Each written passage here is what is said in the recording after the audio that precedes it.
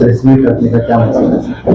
Social democratic party of India आज तुरंत ये जो प्रेस कॉन्फ्रेंस बुलाई है उर्दू मीडिया हजरात की, जैसे ही जुमा की रात में जो एक डिसीजन आया है, वो डिसीजन कैबिनेट की तरफ से है, कर्नाटका कैबिनेट की तरफ से।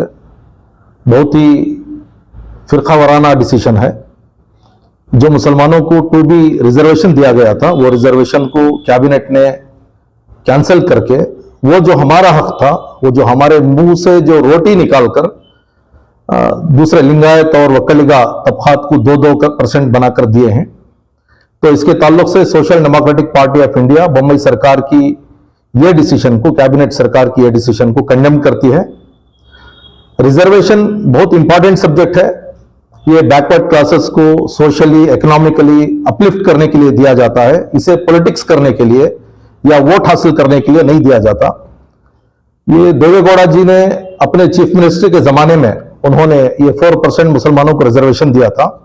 उस वक्त में भी 2-3 मरतबा कोर्ट को गए, कोर्ट से भी ये चीजें जो है वाजे हुई कि ये कमीशन जो भी रिजर्वेशन दिया गया है वो सही है।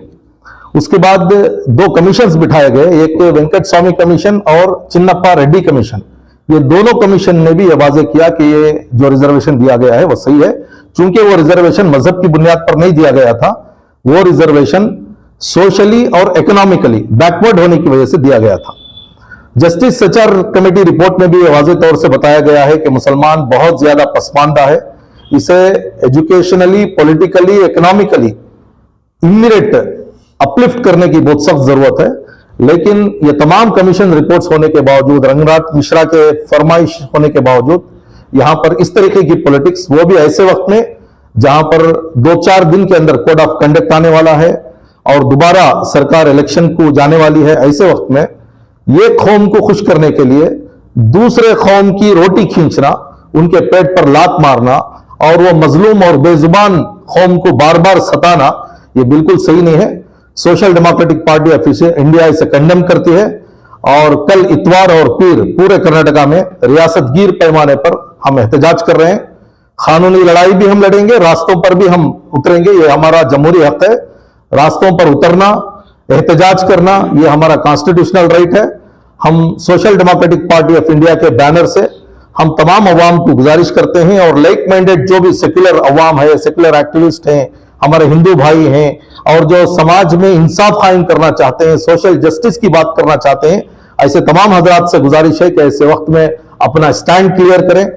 कांग्रेस और जेडीएस, इनकी भी बहुत बड़ी जिम्मेदारी है कि अपने लीडर्स के ऊपर जब भी कोई हालात आते हैं तो फौरन जिस तरीके से रास्तों पर उतरते हैं, उससे ज्यादा उनको लीडर बनाने वाली जो कौम है, वो कौम के ताल्लुक से जो मजलूमियत का वाकया पेश आया है, इसे बहुत ज्यादा कंडेम करते हुए उनसे रिक्वेस्ट करता हूं कि फौरन अपना अपना एहतजाज दर्ज कराएं।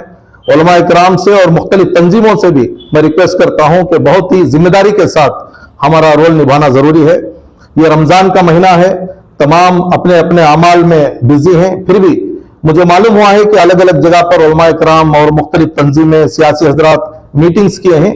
मीटिंग से, सेमिनार से ज्यादा इसे जो है अपना गुस्से का इजहार करने के लिए जो भी दस्तूर ने, कॉन्स्टिट्यूशन ने मौके फराहम किए हैं पीसफुली, वो तमाम मौकों को हमें इस्तेमाल करना है।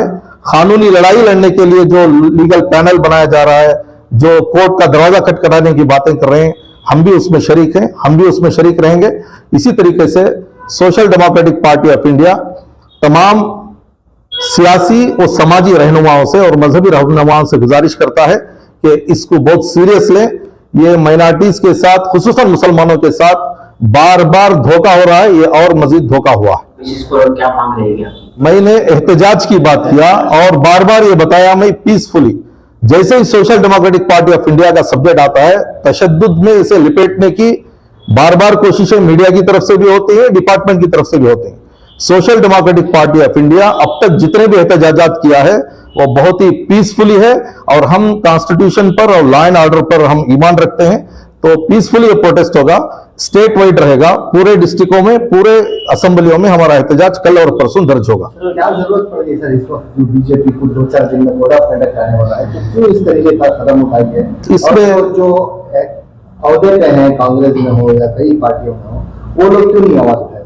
देखिए, जो जो तबकात बेदार हैं, वो बेदार तबकात ये रिजर्वेशन के मुतालिबे में बहुत पहले से एहतजाजात कर रहे हैं, बार बार सरकार के पास जाते हैं, मेमोरेंडम देते हैं। वो जिस तरीके से उधर एक लॉबी करना है, जिस तरीके से प्रेशर क्रिएट करना है, वो करते हैं। लेकिन मुसलमानों के पास प्रेशर ग्रुप नहीं है, चापलूसी करने की बहुत ज्यादा आदतें हैं। उनको मालूम हो गया कि ये आखिर वक्त में सब्जेक्ट को डालेंगे तो हिंदू मुस्लिम और लिंगायत तो वक्कलिगा और मुस्लिम आपस में लड़ते रहेंगे, हमारा इलेक्शन हो जाएगा। तो इस तरीके की एक पॉलिटिकल एक स्टंट उन्होंने निभाया है। लेकिन मुसलमान बहुत चालाक हो गया है और social democratic party of India पूरे कौम से उम्मीद करता है कि इसमें सिर्फ मुसलमान आगे नहीं रहेगा, तमाम तबकात इंसाफ के लिए अपने अपनी आवाज और एहतजाज दर्ज कराएंगे। सर 10% है EWS का, उसमें इंक्लूड किया गया है गवर्नमेंट की तरफ से। तो गवर्नमेंट का कहना है कि 4% कैंसिल करके हमने 10% के अंदर जो है ना डाल दिया है। इसके बारे में बहुत सफेद झूठ है, बहुत बड़ा मजाक है ये। आप वो जो इकोनॉमिकली वीकर सेक्शन की जो बात हो रही है, आप डाटा उठाकर देखें, इंडिया के 95% लोग उसमें आएंगे। 95% लोग अपने आप को इकोनॉमिकली वीकर सेक्शन कहते हैं, वहां जाकर आपको रिजर्वेशन कैसे मिल सकता है? मुसलमानों को इसलिए रिजर्वेशन दिया गया था कि ये बहुत ज्यादा बैकवर्ड है, सोशली, इकोनॉमिकली, एजुकेशनली बहुत ज्यादा बैकवर्ड है। ये पसमानदा तबकात को जो 20% है, इसको हम खामोश करके, दूर करके, कमजोर करके, पसमानदा करके इंडिया को, कर्नाटका को हम तरक्की याफ्ता नहीं बना सकते। इसलिए वो रिजर्वेशन दिया गया था। अब जो रिजर्वेशन निकाला गया है वो एक सियासी चाल है। सर क्या SGPI कोर्ट जाएगी, कोर्ट का दरवाजा खटखटाएगी? हम कोर्ट को जाएंगे और कॉन्स्टिट्यूशन में जितने तरीके हैं वो तमाम पीसफुल तरीकों को हम अपनाएंगे।